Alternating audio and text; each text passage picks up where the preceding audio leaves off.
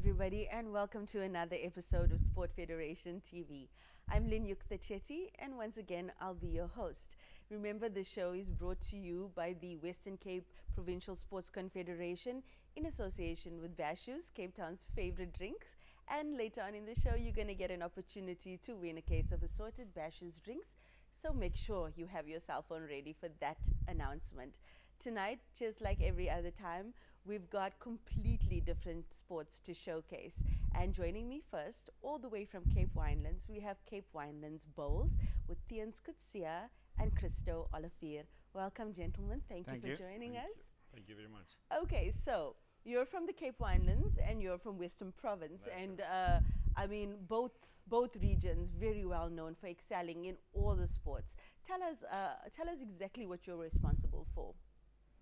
Well, we're basically over the whole Western Cape, and through the Western Cape Bowling Sport Council, we actually managed to get all the districts working together, especially in development.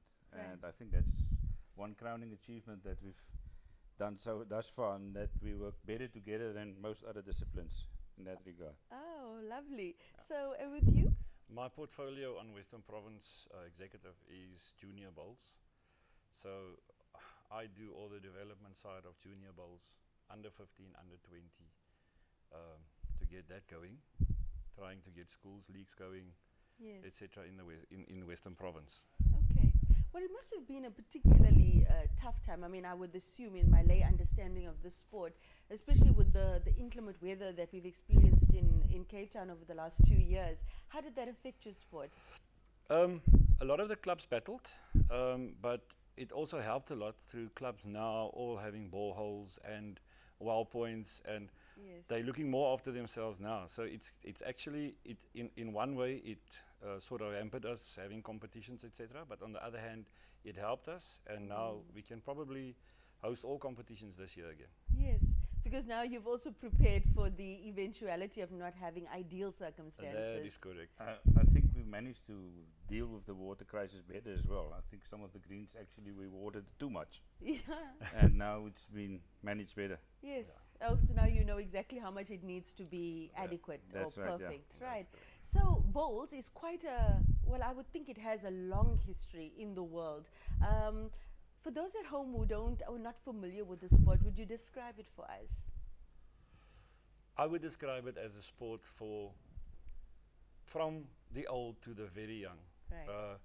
Cradle to the grave, as they say. That is correct. A 80-year-old can play against their grandchildren of 15 years old and still beat them probably. Ah. So it's a sport for the family, basically. Everybody can take part in it from the very young. And you can play for 70 years. Sure. And still be good at it. So what's your age categories? What age categories do you operate in? Well, we've got under 15, right, which grew exponentially the past few years, and then we've got under 20, which is basically the two school ages. Yeah. And then we've got under 30, we just finished the tournament in Pietermaritzburg just now. And then we've got under 45, which we had tournament in Langebaan about 3 weeks ago, and then obviously the normal open and your seniors. And your veterans now, veterans is from the age of 60 years old and up. That's fantastic. So it's really, yeah, there isn't a lot of sports that offer that kind of longevity in where you can perform till, well, however long you want to. Hey, now you mentioned that the under 15s have grown exponentially, and that's particularly interesting, especially when you get the sports that are commercially punted, like your cricket and your soccer. But here you are with bowls, yes, which is kind of associated with the older generation. But your under 15s are showing a lot of interest. Yes, I mean, it actually started with one kid from Eden that drowned in the tournament in inter-districts, and we thought as a Western Cape, let's do something positive out of this negative, and we started with the Inver-based tournament in his name. And this, I think it's 7 years ago, and we started it in Bonnieville with the first team there, the first tournament, and from there 30% a year growth year on year, and now we sit with 132 kids. Tomorrow they're playing in Oudtshoorn, all the districts playing to see who's the best of the best, under 15 and under 20. Yeah.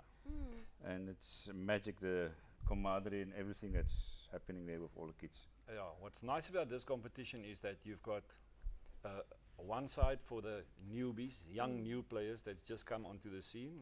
It's not that good yet. And then you've got the open sides, which is some of them already Western Province colours or Boland colours. So there's two components that's going to play. And we're catering for both basically in this tournament.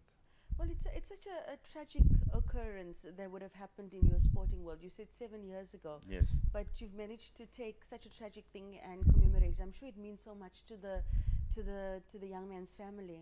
Absolutely. She was there when it was in Oudtshoorn, I think 4 years ago. She was there as the one of the dignitaries there to see this tournament because he comes from informal settlement. So, and yes, and we're proud to call it the Inver-based tournament, and everybody knows about the Inver-based tournament.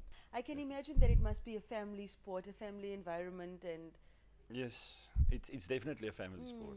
My daughter, fiance, wife, myself, we all play, and we make up a team and we go play in competitions. are you probably going to have more children to join the sport here? Definitely. So it's a family sport. Yeah. Everybody can join in and really enjoy the day out. Yeah. With family and friends. Theuns, tell us about the other development projects in the area. Okay, besides the under 20 and the 15, we've got the under 30, which is more the next level of potential Proteas gold The squad. under 30. Under 30. That Okay, is so now that will be everybody under 30 then. yeah, and that's we call it the gold squad youngsters. That's our next Commonwealth players. Some of them did play in the Commonwealth. And then we've got the under 45, which is actually where we aim to get the working people involved in the game, to get new life into the game, because the sports average age is about 65, so it's too high. We need it to be at Way least down. 50. Yeah. Way down. Yeah. Yeah, the under 30 tournament just finished now, and 2 of Western Cape players were selected to play in Hong Kong March next year for World South Africa. Wonderful. Yeah. Samantha, Olivier and Brendan Theuns. They were selected from the Western. And what are their ages? Samantha's 26 and Brendan is 21, I think. Okay. Yeah, I mean that's pretty young. That's very young. Yeah. So is it how does South Africa do on the international bowl scene? Actually quite well. They played in the Commonwealth now, and how many medals did they bring with? There was silver and the bronze. Yeah. So not doing badly at all. They are competing. Yeah, I mean we're talking about competing with first world countries with limitless resources. It's amazing what those bronze and countries silver is not bad at yeah, all. what those countries put into their Yeah. teams versus what we've got. So actually for the backup and the assistance what we got, I think we've done reasonably Phenomenally. well. Yeah. Tell us about the Zandvliet project. Yeah, this is a thing long been discussed, and for 3 years now they just sponsored the Cape Winelands, and then we thought, can't we make it bigger and involve development into that? Right. So we basically took an informal business league and expanded right through to 51 clubs, and in the end we will sit with more than 5,000 non-members on our clubs taking part. Wow. And the sponsor will give each entry that we give to them 10 rand for development. So it's a new type of sponsorship, and I think it's gonna be a hell of So a job. Zandvliet is a company. It's a wine cellar Right. in Aston, so it's actually central to the Western Cape. So it's ideally placed. Yes. So we will have the final in the end in Bonnieville, and they just said, by all means, we're in, and they got the results from last year, and they see that this is a hugely social game, and they've got a team of 6 people that's all involved and give us all the backing and stuff. So I must say we're ecstatic about the support we've got from the sponsor, That because the sponsorship is yeah. not readily available these days. Yes, especially for smaller sports. That's right, yeah. It's wonderful when corporates get involved Yeah. and make their investment in these groups, Yeah. especially if you're also drawing talent from underdeveloped communities. That is so. Well, that's the whole idea, Yeah. to grow the sport in all communities. Yeah. Yeah. And you touched on expenses earlier, and you alluded to it not being that expensive to participate in. So on average, what would be the startup cost for somebody looking to come in new, or for a parent wanting to register their child? Okay, your benefit is at first if you go to a club and say, listen, I'm interested in the sport, there's all the facilities there. There is bowls to play Right. with at start. So I think the initial startup cost is relatively, you go and play and try, and maybe the club will charge you 30 rand or something to play.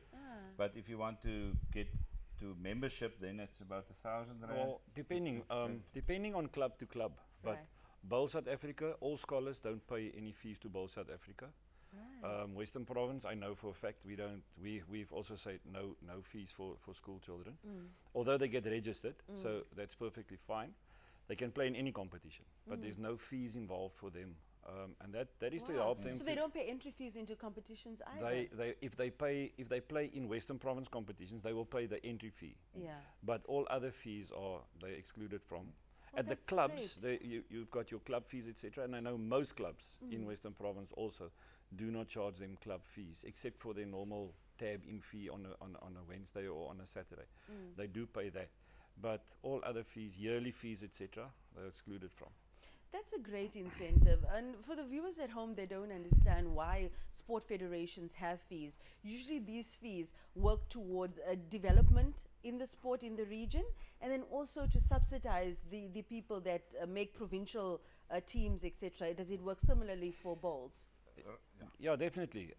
I know for a fact that most of our teams going away, like this weekend, our children only paying 250 rand per child for the whole weekend. That's their traveling cost, eating, accommodation, everything included. It's a good deal. Well, It's a great that's deal. our aim. Our aim is to make Yes. the sport as Accessible. accessible as Yes, possible. Yes, yeah. because also a lot of the time, especially if we're dealing with the underprivileged communities, the kids are so talented, but then they can't afford to go away. yeah, there's several Yay. programs like the Small Bowls program, where Bowl South Africa got all the older bowls from clubs, sent them to, I think, the company in Joburg, Right. which are now making them smaller for children to play bowls.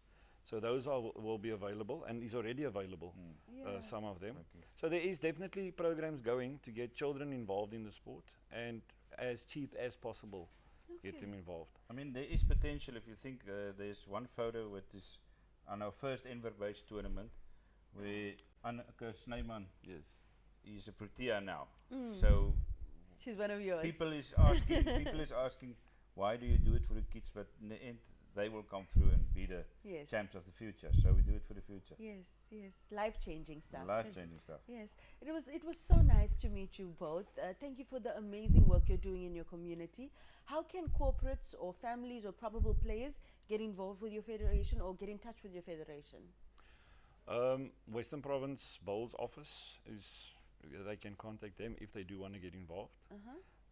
We've just actually appointed a marketing manager, which I think is a first to appoint somebody on a permanent basis. So they can be contacted. Okay, so you have a Facebook presence, That's etc. exactly right. There is a Right. Western Province Facebook page, and there's also a Western Cape one. But I mean, there is how many clubs? I mean, there's more than 70, 80 clubs in the whole region. So if anyone who just want to go and just see the sport, go there, try it out, and beware that it's going to catch you. Yeah, It's- yeah. yeah, you You've definitely- been warned. You'll be warned, yeah. Yeah. Well, all the best with the amazing work you're doing in your communities, and all the best for your successes in the future. Thank you very Thank much. you. All right. And it's time for the Bashes competition. I did say get your cell phones ready for that announcement. All you need to do to win a case of assorted Bashes drinks is SMS Bashes to 33090. That's Bashes to 33090. Congratulations to last week's winner, Marvin Lewis, who's getting a case of assorted Bashes drinks, Cape Town's favorite cool drink, very, very soon. We'll be right back after the break with more amazing sports.